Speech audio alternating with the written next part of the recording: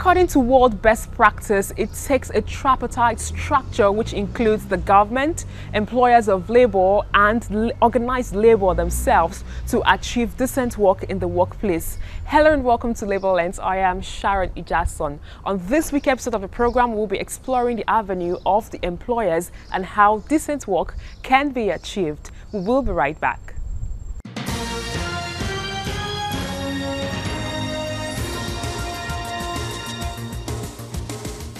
The Industrial Training Fund was established to promote and encourage the acquisition of skills in commerce and industry with a view to generating a pool of indigenous trained manpower sufficient to meet the needs of the economy. Nigeria is one country saddled with a high rate of unemployment. A report by the National Bureau of Statistics states that the number of unemployed Nigerians rose from 3.3 million to 20.9 million in the third quarter of 2018. The federal government is trying hard to reverse these negative statistics through the Industrial Training Fund, which is set to commence its 2019 Skills Intervention Program. The trainees will be empowered with startup kits. No reasonable analysis will divorce unemployment from the needless incidences of violence that have claimed thousands of lives across the nation. It will equally be difficult to separate rising criminality and harmful social vices that are being perpetrated by Nigerians because of unemployment and the attendant poverty. The 2019 intervention program will cover 11 areas to give room for more participants. The Women's Skills Empowerment Program WASEP will target 360 women. The air conditioning and refrigeration training on wheels will train 90 Nigerians. The design and garment making training on wheels is equally 90 trainees. The skills training and empowerment program for the physically challenged Step C will tackle 120 trainees. The construction skills empowerment program concept is going to target 180 Nigerians. It may be but a drop in the ocean, but the federal government is depending on interventions like this to help reduce the rate of unemployment.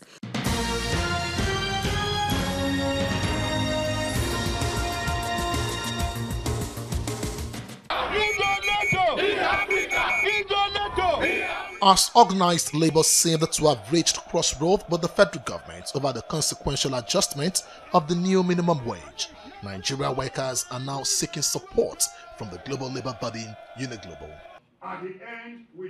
Speaking at the opening ceremony of the 2 days 21st Uni-Africa Executive Committee meeting in Lagos recently, General Secretary of the Congress, Comrade Peter Ozo-Eson, lamented that it took members of the organized labor 3 years to complete the process of the negotiations, which implementation is now being stalled by the consequential adjustment of the salary scales. The implementation of that law has not taken off, and challenges face us to do the negotiation about how that law will impact the consequential table for public sector workers. And that process has stalled, and therefore there are struggles ahead that we must wage. The new Trade Union Congress President, Comrade Kodri Olaleye, in his address tasked UNIGLOBAL to make issues affecting workers in the continent their major concern. It must be stated here that trade unions are important institutions for fostering unity and thus strengthening democracy in Africa. Hence, all hands must be on deck to ensure this is achievable. However, the entire TUC members are using this occasion to charge the executive member to display exemplary leadership style, shun individualism, and have a great zeal to pilot the affairs of global Africa to the promised land. The Secretary General of UNIGLOBAL, Christian Hoffman, who said the meeting was our first executive in Africa after our election last year and our first time to visit Nigeria, condemned the fact that workers have continued to struggle against the odds to win at the bargaining table. Forward, ever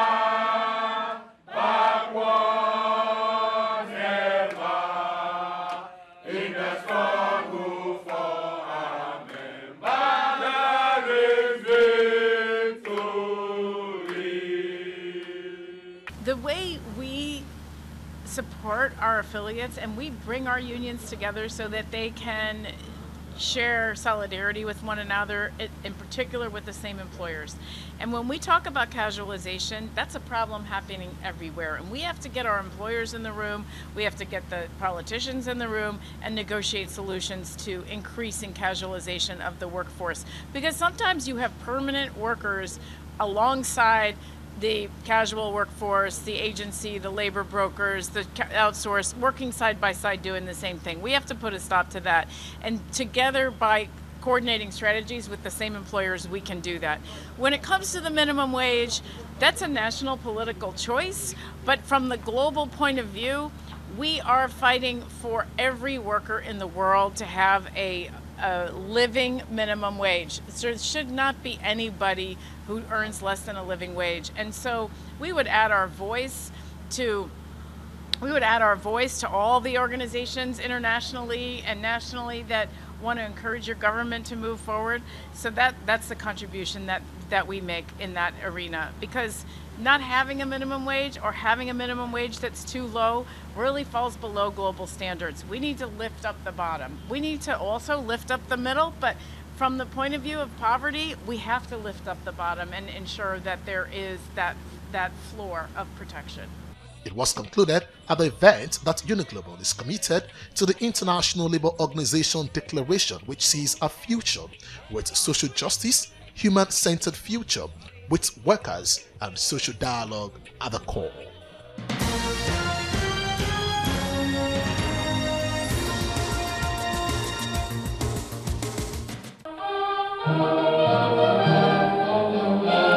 This meeting is the fourth in the series for these ECOWAS Ministers of Labour and Employment.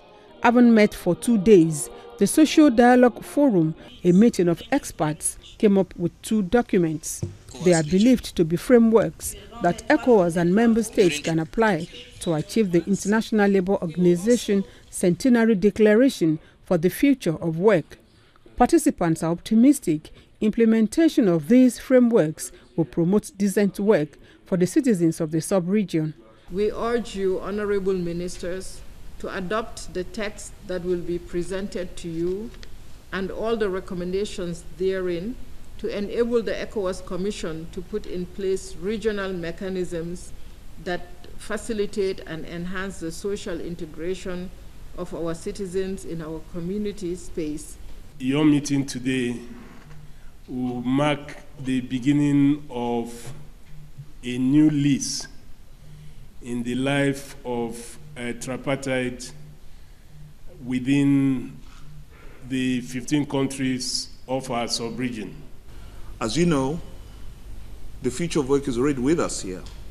So the question is, how well are we prepared as ECOWAS to be able to meet the challenges of a changing world and a changing workplace? The task before the 15 Ministers of Labour and Employment at this gathering is to look through these 2 documents and ratify. Nigeria's representative at the forum pledges to support the regional body in the implementation of its labour and employment programs and policies. He stresses the need for member states to exert the political will and domesticate the frameworks in the overall interest of the sub-region. The ECOWAS Commission created the Conference of Labour and Employment Ministers in 2006 to strengthen dialogue, coordinate and collaborate among member states in labour and employment matters.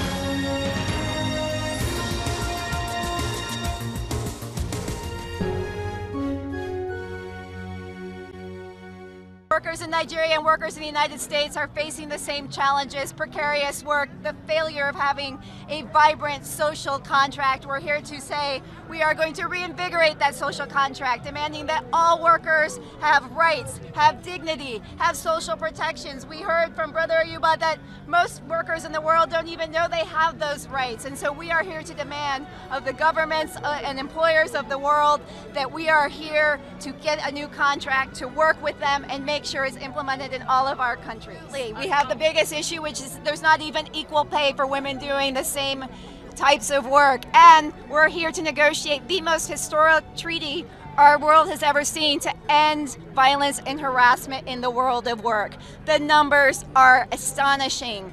There is not a sector and there is not a country where this is not an egregious problem. Women experience it whether they have to risk their lives to get a job with a male manager or the day-to-day aggressions they face in the workplace.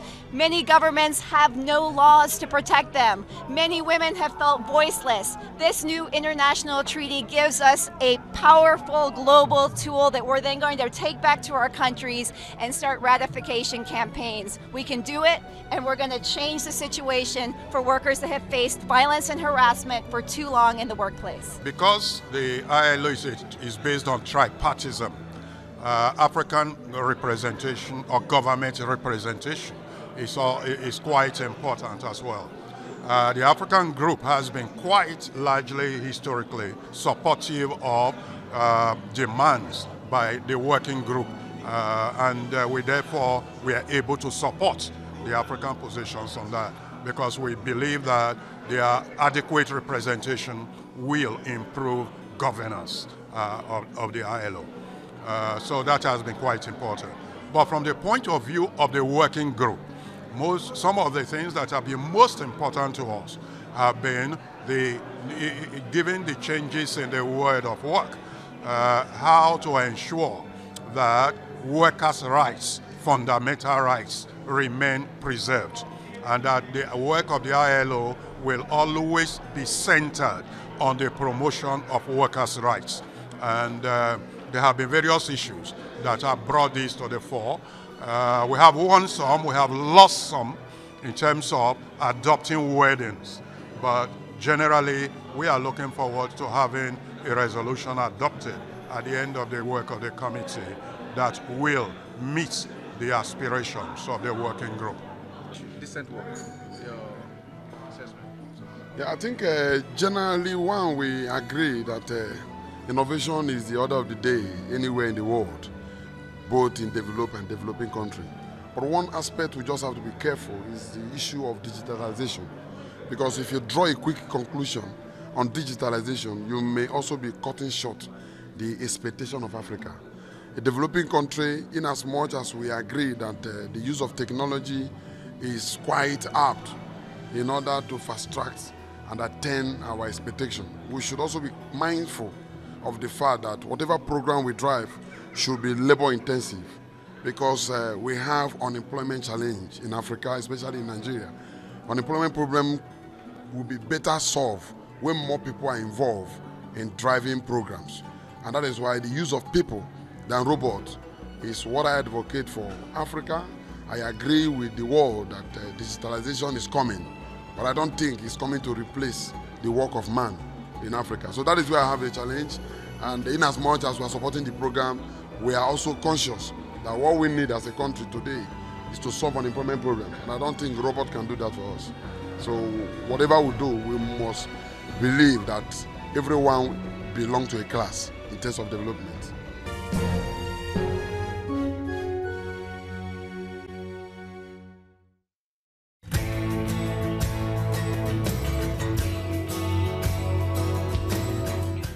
On the Profile Interview segment this week, I will be speaking with the Director General of the Nigeria Employers Consultative Association. It tells me the steps that can be taken by employers to achieve decent work. Take a listen.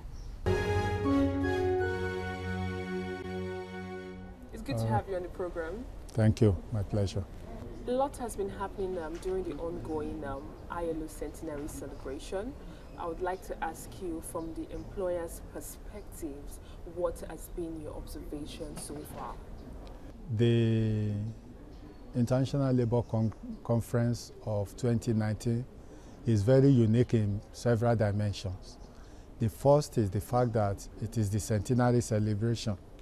But beyond the celebration, there are technical activities that are actually taking place that portends very serious implication for the world of work. And I think that is the aspect that we are really interested in and where we have much of the take-home.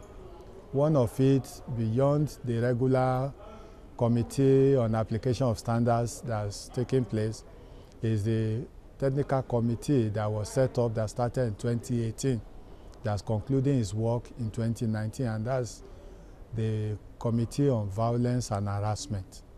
And this is very, very instructive, as it has far-reaching implications on the world of work.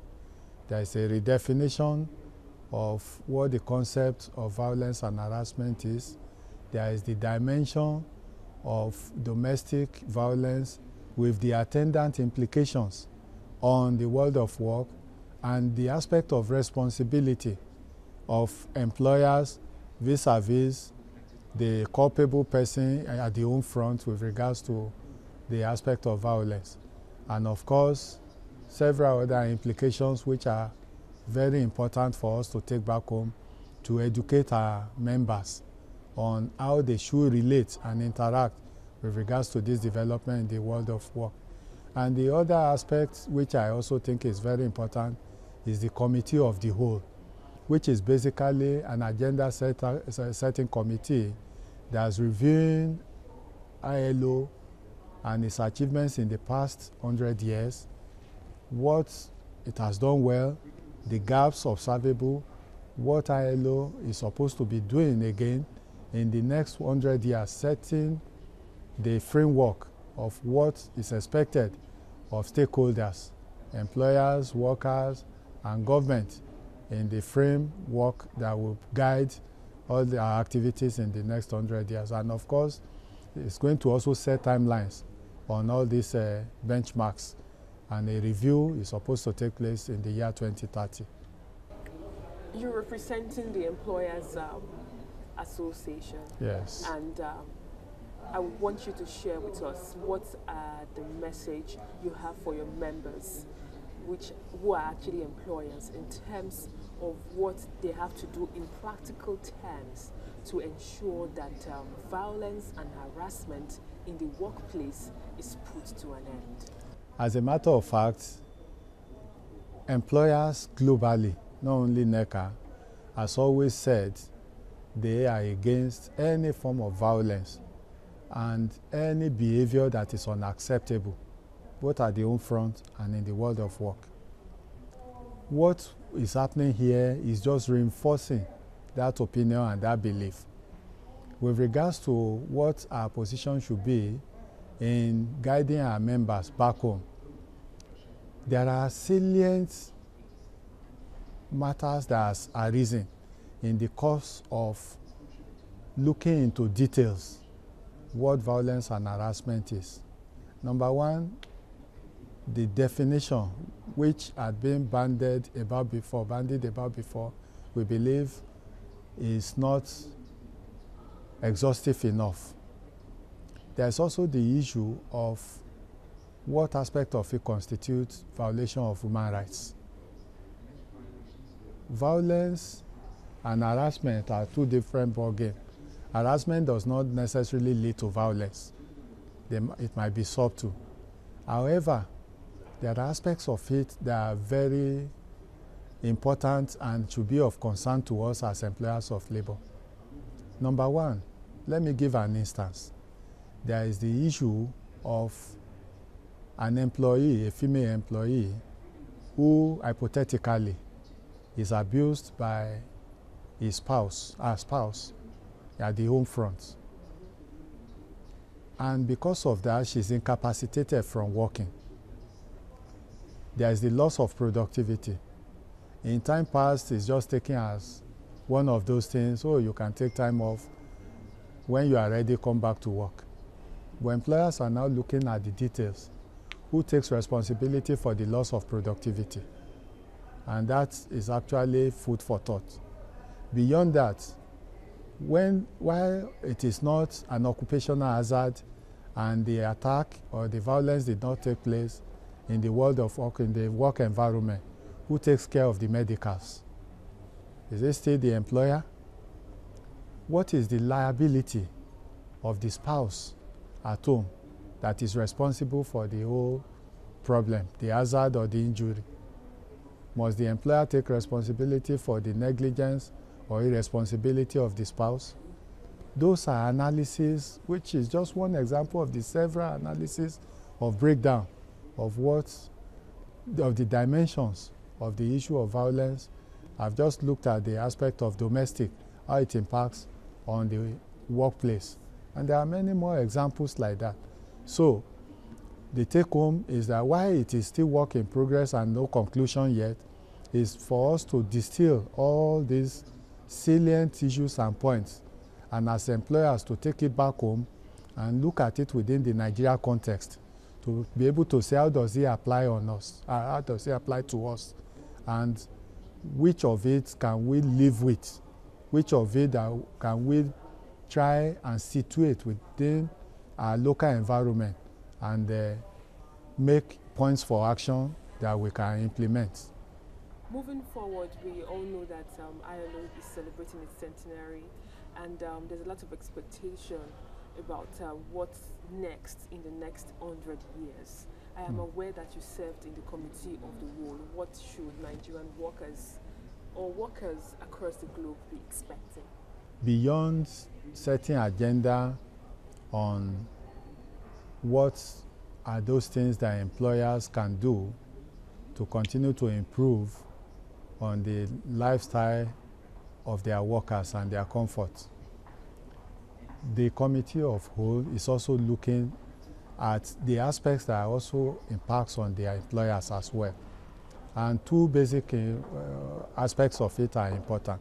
Number one, we are looking at going forward that there should be enabling environment which is driven by policy for the creation of a conducive environment for employers or organized businesses to thrive, to be able to create jobs as well as to retain existing jobs. And this will also enable them to also improve on the issue of decent work, which has been of importance in recent time. We are aware that many labor leaders across the world actually want new social contracts, and we also know that they want social justice to prevail. What more can the employers in Nigeria do to achieve decent work, especially with the facts that we know that many workers actually work longer hours than they actually signed up for? You know, responsibility begets responsibility. When you talk of decent work, social justice, there are two sides to it. One side is the obligation of employer. The other side is the obligation of the regulator to ensure that the employer is empowered and there is conducive environment for it to be able to deliver on those expectations from it. And I've touched on it briefly before with regards to a conducive environment for the employer to be able to create jobs, a conducive environment for the employer to be able to play his role with regards to his obligations. And part of social justice that you are talking about is equitable pay for equitable work done. Is part of the issue of social protection, which also talks about obligations, not only of the worker but of employer to contribute to the issue of pension for the worker, so that after gainful employment, life thereafter, it can have quality life as well. One of it again is the issue of social protection with regards to employee compensation scheme, which is also the responsibility of employer, and so on and so forth. But what I'm saying is that employers in Nigeria are alive to their responsibility, but employers are also looking at government not only to continue with its project on ease of doing business, but also to make sure that other regulatory agencies that are under its purview also live up to the expectation with regards to government's desire of creating an enabling environment for business to thrive. It was an interesting conversation I had with you. It's a pleasure being here. Thank you. That's all we can take on today's edition of the program. Join us next week for a continuation on the series of the centenary celebration of the International Labour Organization. Thanks for watching, and remember, labor creates wealth.